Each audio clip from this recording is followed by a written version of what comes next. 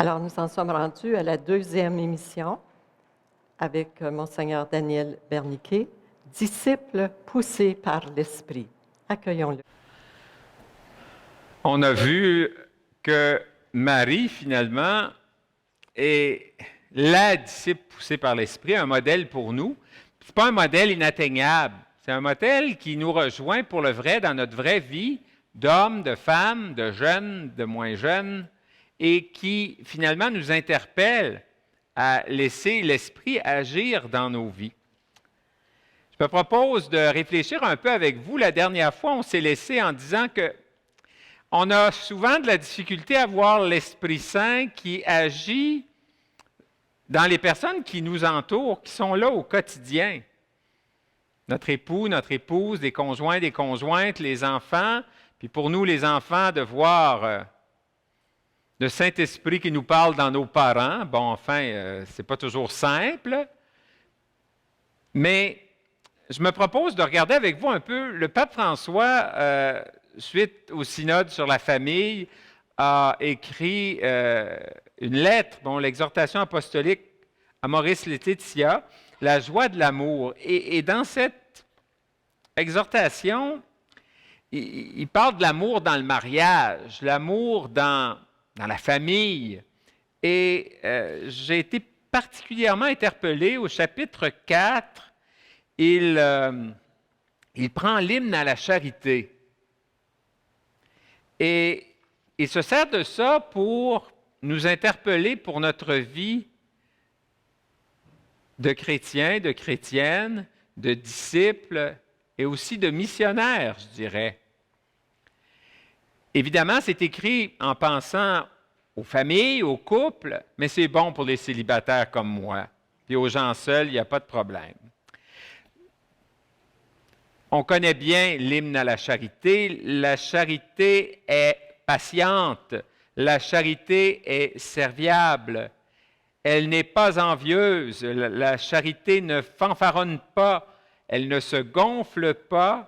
Elle ne fait rien d'inconvénient, ne cherche pas son intérêt, ne s'irrite pas, ne tient pas compte du mal. Elle ne se réjouit pas de l'injustice, mais elle met sa joie dans la vérité. C'est intéressant parce qu'on a terminé le temps pascal il n'y a pas si longtemps. On est en juin actuellement et on a rappelé, je vous enverrai l'esprit de vérité. Qu'est-ce que ça veut dire? Donc, on dit que la charité excuse tout, croit tout, espère tout, supporte tout. C'est dans 1 Corinthiens 13. C'est bon d'aller relire ce texte en faisant le lien avec le don de l'Esprit qui nous est donné et qui nous pousse à être des disciples missionnaires à la suite de Jésus. C'est intéressant à avoir patience. Ça, c'est un signe d'être un bon disciple poussé par l'Esprit Saint. Les gens patients. Êtes-vous des gens patients, vous autres? Des fois oui, des fois non. Bon, on ne se trompe pas quand on répond comme ça. Des fois plus, des fois moins. Moi, je me souviens, maman disait des fois « Ah, sainte patience! » Je ne sais pas qui c'était cette sainte-là. Impression qu'elle n'était pas très efficace parce qu'elle l'invoquait souvent. Elle aurait eu intérêt à dire « Viens, Esprit Saint. Viens, Esprit Saint. M'aider, nous aider et nous faire avancer. » Oui, avoir patience, ce n'est pas permettre, nous dit le pape dans l'exhortation, qu'on nous maltraite en permanence, ni tolérer des agressions physiques, ni permettre qu'on nous traite comme des objets. Cette patience se renforce quand je reconnais que l'autre aussi a le droit de vivre sur cette terre près de moi tel qu'il est. C'est bon, hein? Un bon disciple, poussé par l'Esprit, laisse vivre les autres. On a-tu compris ça?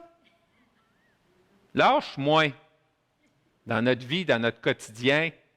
Non, mais intéressant, plus qu'intéressant. On pense poussé par l'Esprit. Bon, poussé par l'Esprit. Non, non, la vraie vie, là. Cherchons pas à vivre ailleurs ou non, non.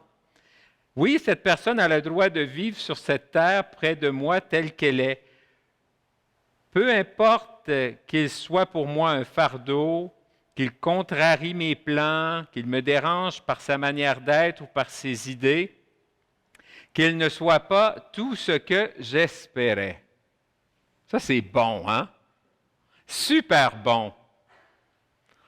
On espère que les autres vont être comme moi.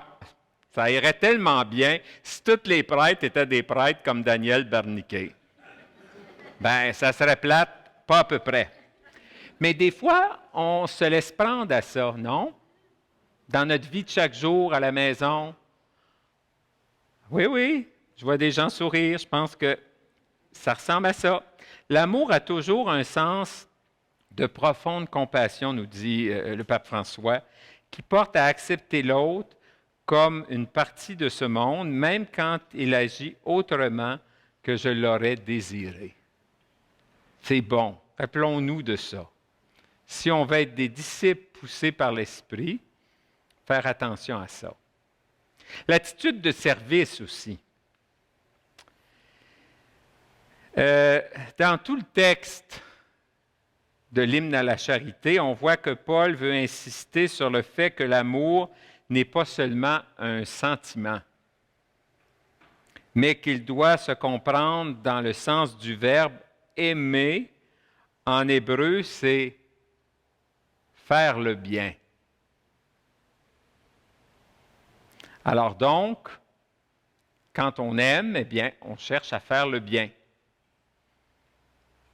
J'ai vécu dans les derniers 11 ans avec des confrères à l'archevêché, puis des fois on dit « Où est-ce qu'il est, lui, à soir? » Bon, c'est comme ça, hein, quand on vit en communauté ou avec les autres. Et moi, j'ai pris l'habitude de répondre toujours « Il est parti faire du bien. » Ça faisait toujours rire le père Yvan Mathieu, ça, quand je disais ça. Mais c'est mieux de dire ça, au lieu de dire « Je ne sais pas où ce qu'il est, il n'est jamais là, on ne le voit pas, je ne sais pas où ce qu'il est. » Bon. C'est intéressant, parce que si on est vraiment des disciples poussés par l'Esprit, ben, on va faire attention. Donc, on va chercher finalement à avoir des attitudes de service, et c'est de l'ordre de l'amour, parce que si on aime, eh bien, c'est faire le bien. Oui, l'amour, c'est bien ça. Et c'est ça qu'il faut chercher. Pour être des disciples poussés par l'Esprit, il faut vivre réellement de l'amour de Dieu dans nos vies. Et la plupart du temps, c'est ce qui vous arrive, c'est ce qui vous arrive, vous qui êtes à la maison, c'est ce qui m'arrive à moi, mais pas toujours. Toujours être soucieux, soucieuse de s'assurer qu'on s'ajuste à ce à quoi on est appelé. C'est intéressant aussi parce que dans l'hymne à la charité, l'amour rappelle qu'il faut faire tout ce qu'on a à faire, le bien qu'on a à faire, il faut le faire sans faire étalage ni fanfaronner. C'est bon ça aussi. Si on veut être des vrais disciples poussés par l'Esprit, puis si on veut être missionnaire, bien, il faut surtout pas penser qu'on est supérieur aux autres. Ça peut nous arriver, ça.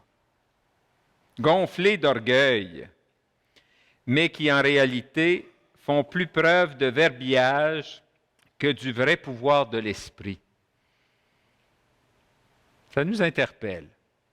En tout cas, si ça ne vous interpelle pas vous autres, moi, ça m'interpelle moi. Il est important que les chrétiens et les chrétiennes vivent dans la manière de traiter les proches, surtout ceux qui sont moins formés à la foi. C'est le pape qui nous dit ça. Ça arrive qu'on rencontre des gens qui ne connaissent pas Jésus ou très peu l'Évangile. Eh bien, parfois, quand on se retrouve devant ces gens-là, on est un petit peu gonflé d'orgueil, non? Moi, je connais Jésus, puis je connais son Évangile. Je connais des passages par cœur. Bien, tant mieux pour vous. On l'a chanté tantôt. C'est une bonne chose de connaître Jésus. Que seraient nos vies sans la connaissance de Jésus? Il n'y a pas de doute.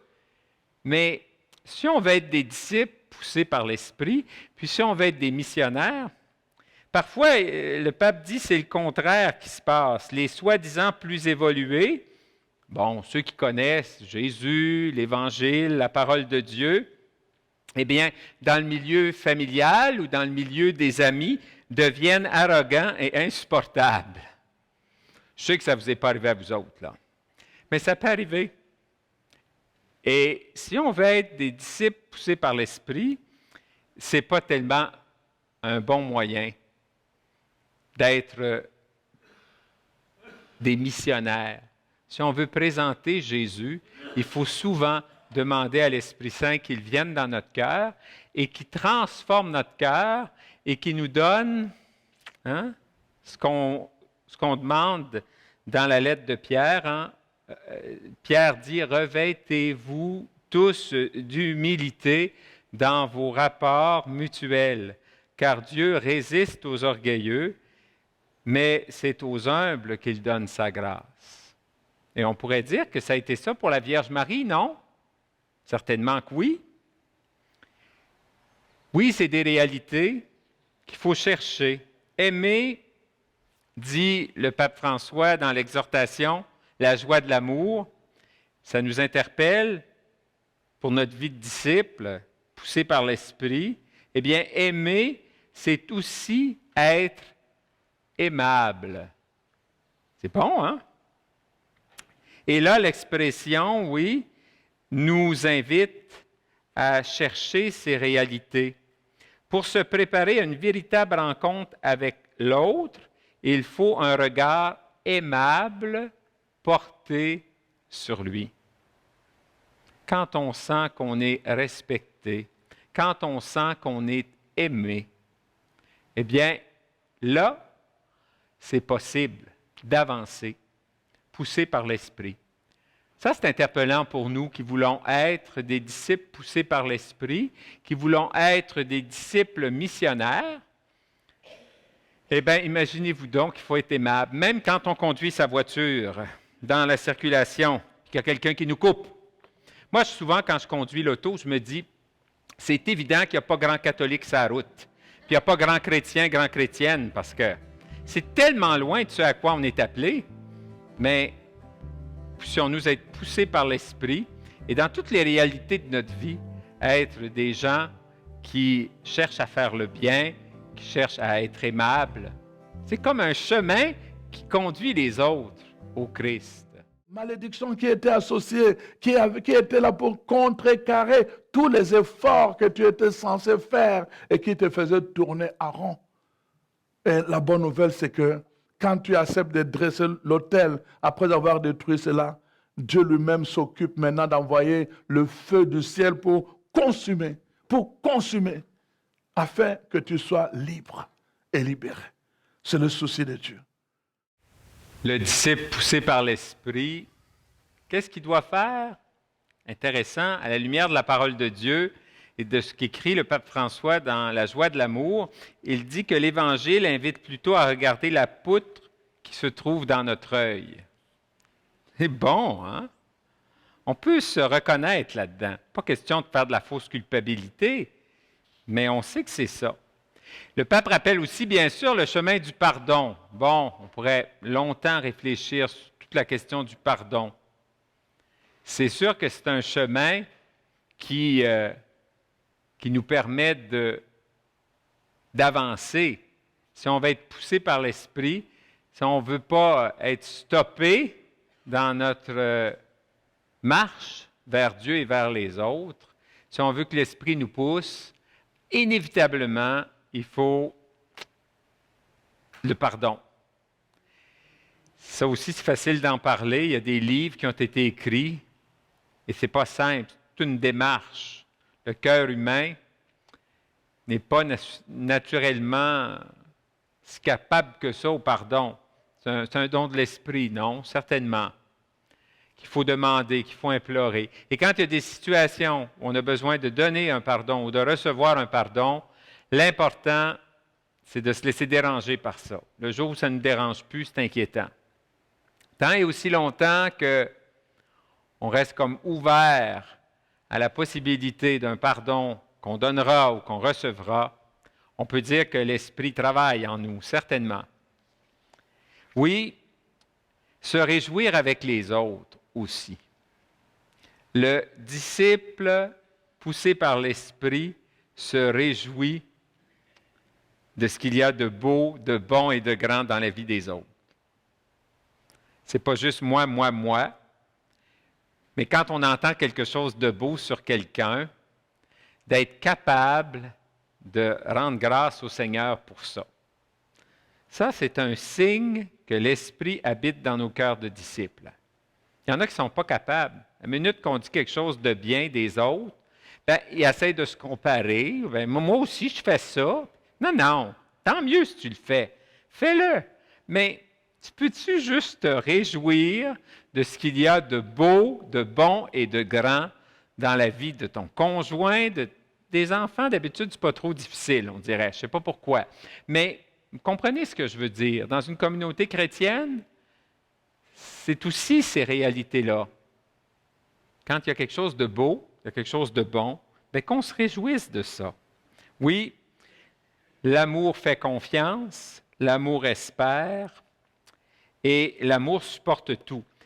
Je vous encourage à parcourir, ça date déjà, la joie de l'amour, mais que c'est donc utile, évidemment, cette exhortation du Saint-Père, c'est écrit à la lumière de la parole de Dieu, et en même temps, ça rappelle notre vraie vie. C'est raccroché à la vie que nous vivons aujourd'hui. Pas la vie dans l'ancien temps, puis pas la vie qu'on vivra dans 20 ans, la vie aujourd'hui. Ça fait état de ce défi que nous avons à marcher avec Jésus, à être disciples du Seigneur Jésus et à être, pas juste disciples, mais aussi missionnaires. Oui, nous le savons, le pape François nous incite à l'action missionnaire. Et la présence de la croix missionnaire nous le rappelle pendant ce congrès.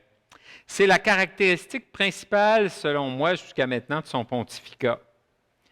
Notre pape actuel ne cesse de dire que les chrétiens doivent témoigner au grand jour de leur foi, qu'ils ne peuvent rester enfermés entre quatre murs, comme on l'est présentement, mais qu'ils doivent considérer simplement d'être disciples du Maître et de marcher à la suite du Seigneur Jésus. Et le disciple, pour être vraiment disciple, doit sortir pour annoncer Jésus mort et ressuscité.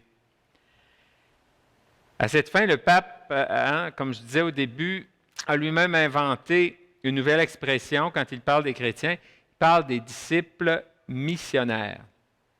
Et on pourrait dire que la première disciple missionnaire a été la Vierge Marie. Dès qu'elle a reçu Jésus en son sein, elle est allée le porter aux autres. Vous êtes d'accord avec ça? C'est ça. Et voici ce que dit le pape François à ce sujet. Nous tournons maintenant notre regard vers la mère de Jésus, la Vierge Marie. Ces jours-ci, Jésus nous a répété avec insistance l'invitation à être ses disciples missionnaires. C'est ce qu'on s'est rappelé pendant ce temps de réflexion qu'on a eu ensemble. On écoute la voix du bon pasteur qui nous appelle par notre nom et de qui nous avons reconnu la voix qui nous appelait. Eh bien, la Vierge, elle, intercède pour nous au ciel comme une bonne mère qui garde ses enfants. Marie nous enseigne par son existence ce que signifie être disciple missionnaire. Chaque fois qu'on prie l'Angélus, nous faisons mémoire de l'engagement qui a changé pour toujours l'histoire de l'humanité. Quand l'ange Gabriel annonça à Marie qu'elle deviendrait la mère de Jésus, la mère du Sauveur, elle-même, sans comprendre la pleine signification de cet appel, s'est confiée à Dieu. Elle a répondu, « Voici la servante du Seigneur, que tout se passe pour moi selon ta parole. » Mais immédiatement après, qu'est-ce qu'elle a fait, Marie? Qu'est-ce qui est arrivé après l'Annonciation? Elle est partie pour aller où? Bon, j'ai volontairement laissé tomber ce passage tantôt dans l'autre session, quand j'ai proclamé le texte de l'Annonciation, j'ai coupé volontairement le passage d'Élisabeth. Mais oui, elle apprend au moment de l'Annonciation que sa cousine est enceinte, elle aussi. Et qu'est-ce que Marie choisit de faire? Ah, moi, je suis enceinte, puis je porte la mère du Sauveur. Je vais rester à la maison s'il fallait qu'il arrive quelque chose. On est comme ça, nous autres aussi. Quand c'est le temps d'être missionnaire, je ne parlerai pas, puis je ne dirai pas ça, puis on est trop prudent peut-être, je ne sais pas, mais en tout cas, vous comprenez ce que je veux dire. Mais cet exemple-là de Marie est très beau. Après avoir reçu la grâce d'être la mère du Verbe incarné, elle n'a pas gardé pour elle ce don. Elle s'est sentie responsable. Elle est partie, elle est sortie de sa maison. Elle est allée en hâte pour aider sa parente, Élisabeth, qui avait besoin de soutien. Elle a posé un geste d'amour, de charité, de service concret, en portant Jésus qui était dans son sein. Et ce geste, elle l'a fait, on dit qu'elle s'est hâtée de le faire. C'est intéressant. Qu'on puisse, nous autres aussi, poussés par l'Esprit, un peu se dépêcher pour aller annoncer l'Évangile à nos proches, à ceux qui sont autour de nous. Oui, Marie est vraiment un modèle. C'est celle qui a reçu le don le plus précieux de la part de Dieu. Et comme premier geste de réponse, elle va servir et porter Jésus.